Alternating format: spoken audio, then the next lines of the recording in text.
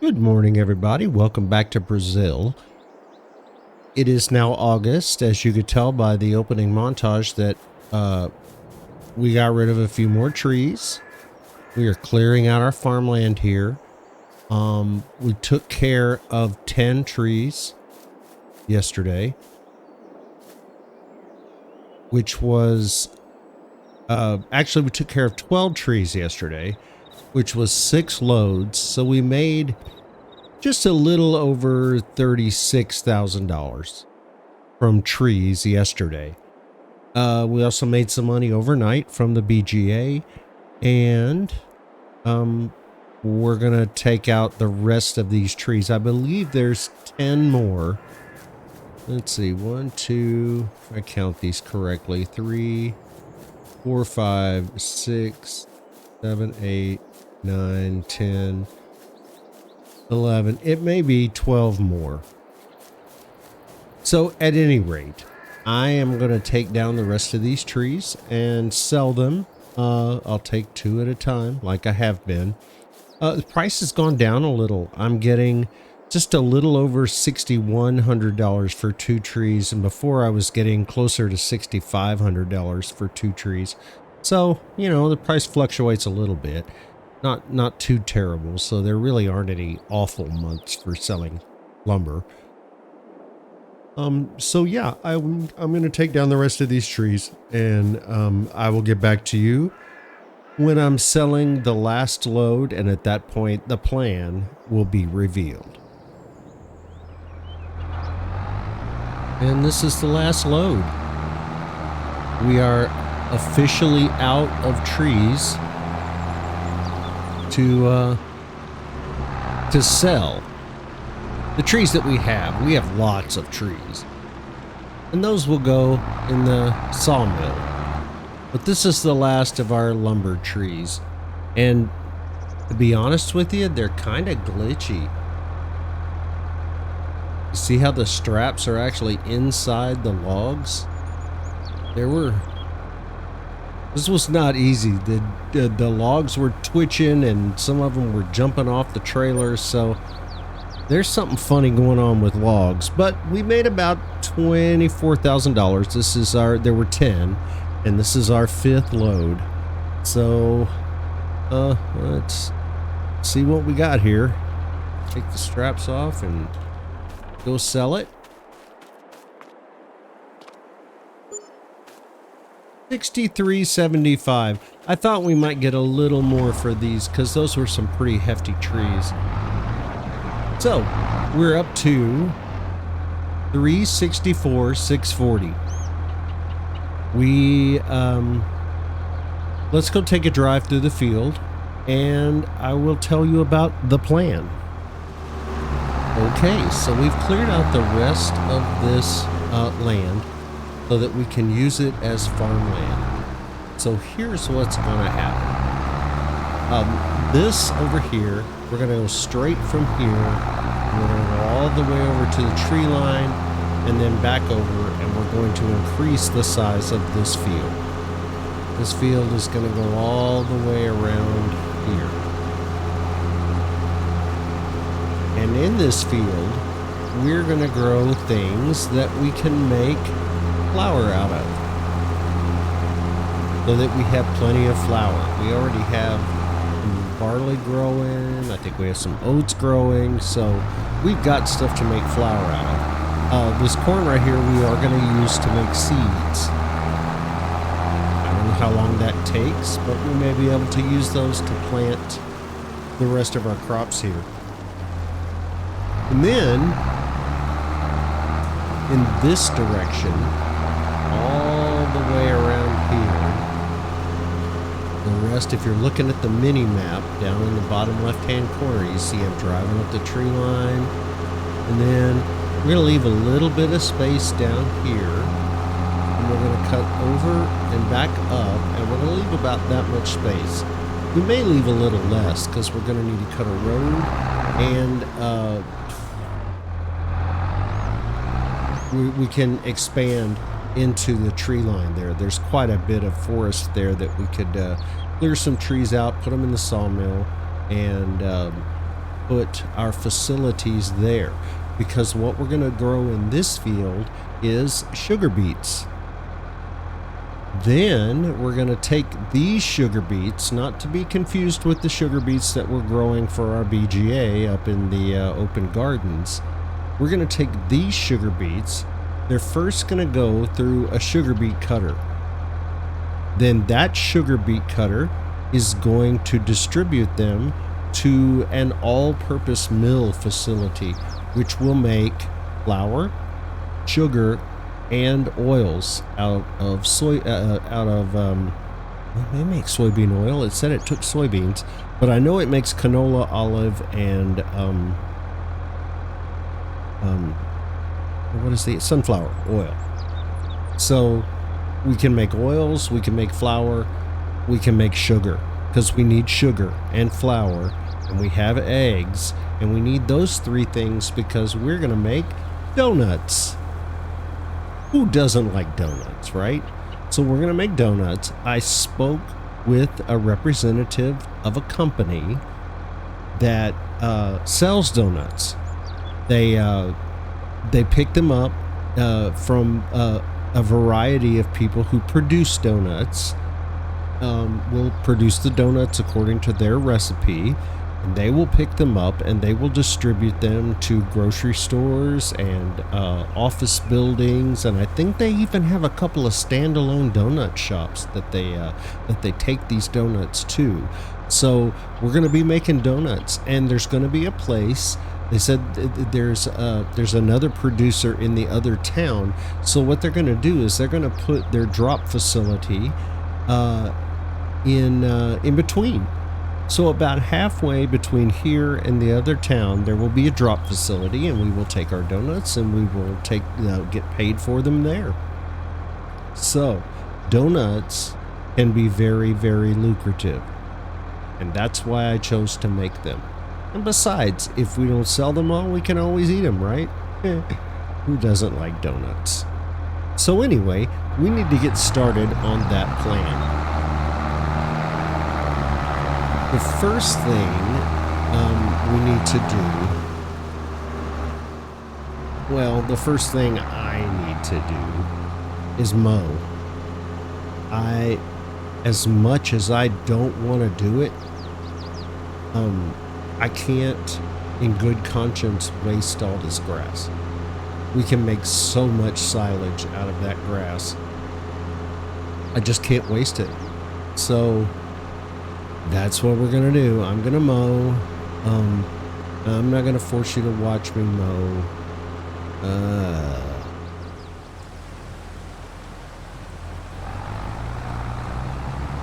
Well, I got it all mowed. It looks like so much land after you mow it. So this section here is going to become part of that field. And then from about this corner all the way down there, on this side is going to be sugar beets and our mill and our donut shop.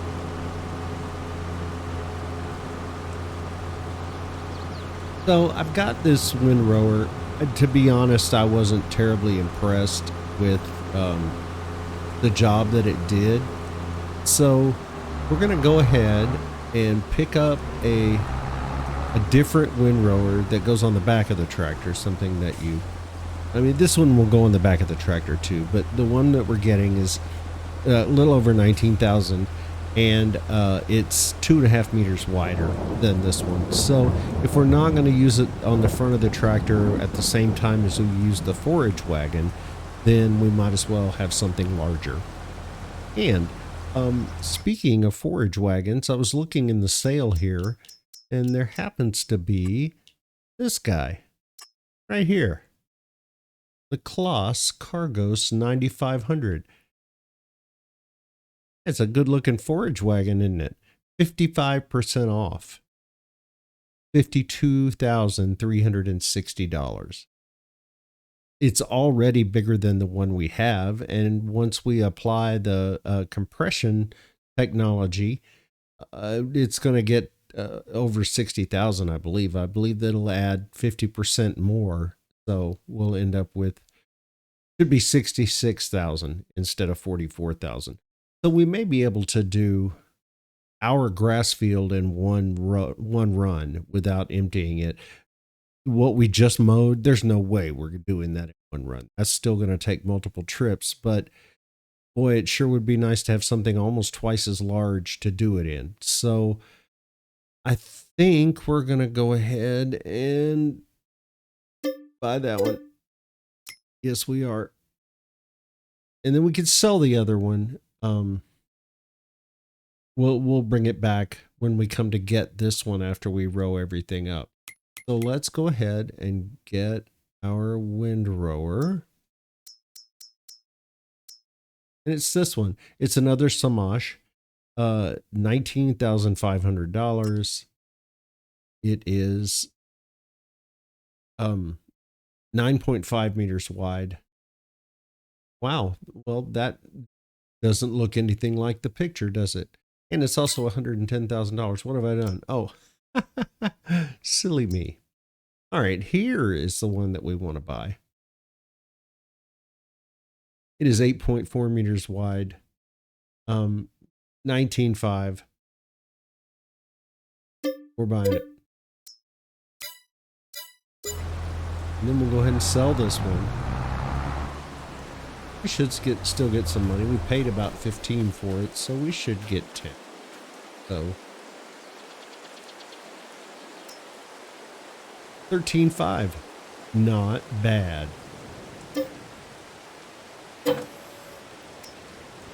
So that wasn't a bad exchange at all. And we got a new forage wagon too. Oh, and while I'm thinking it, I'm going to go ahead and make a payment on our debt, because I don't know if you guys noticed it or not, but today is 1 year. 1 year, and we've paid $70,000 so far. So I think what we're going to do is pay 20. Let's see, 5, 10, 15, 20. All right, so now we owe $30,000. We'll just pay that off next month. That feels pretty good. We'll get that paid off, and then all our money will be all ours.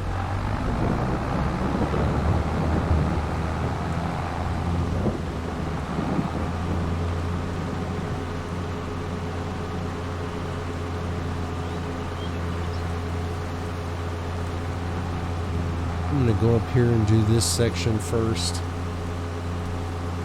I don't know of a logical way to do it. I guess I could just start here and go around a headland. Yeah, that's quite a bit wider.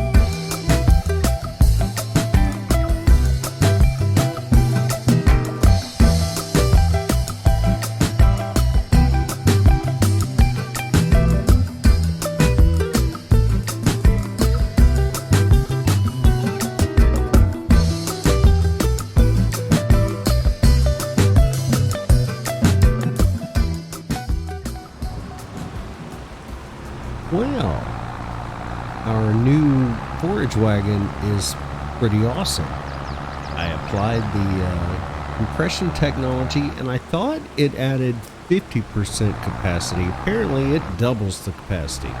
So what was formerly a 44,000 liter forage wagon is now an 88,000 liter forage wagon. This is our first load, and we haven't even touched the big part of the field yet. So I am going to press on.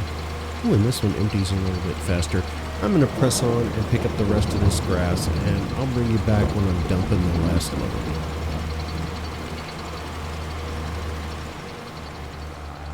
Well, this is the last of it. We got 4 full loads at 88,000 liters, and now we have a load of 39,087 liters.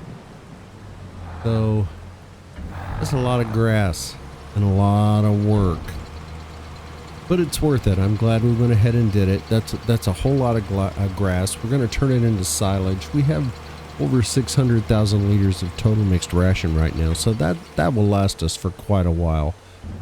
We're going to go ahead and turn this into silage to send over to the BGA. Love this forage wagon.